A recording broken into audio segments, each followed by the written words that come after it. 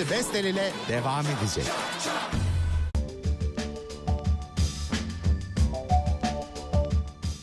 Voleybol milli takımlar ana sponsoru Solgar Vitamin, voleybolcularımızın yanında.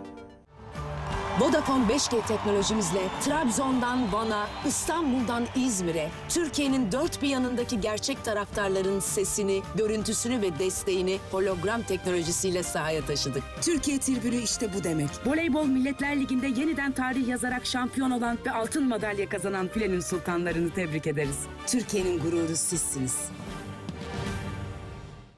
Voleybol milli takımlar ana sponsoru Solgar Vitamin, voleybolcularımızın yanında.